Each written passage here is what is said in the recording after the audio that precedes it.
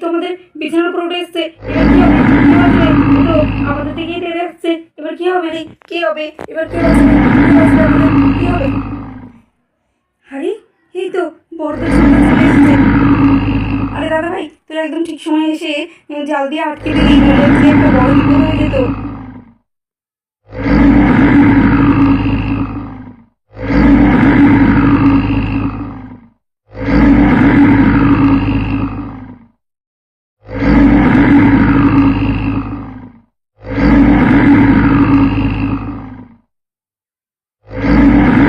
আর দাদাভাই দেখ, গন্ডাটা কেমন রেগে গেছে, মনে হচ্ছে জালটা ছিঁড়ে বেরিয়ে আসবে।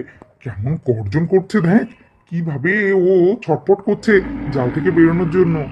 আরে ভাই সাহেব, যতই চেষ্টা করুক ওই জাল ছিঁড়ে বেরোনোর ক্ষমতা ওর নেই। ওটা অনেক মোটা জাল। আর আমি অ্যানিম্যাল রেস্কিউ টিমকে ফোনও করে দিয়েছি, এক্ষুনি ওরা চলে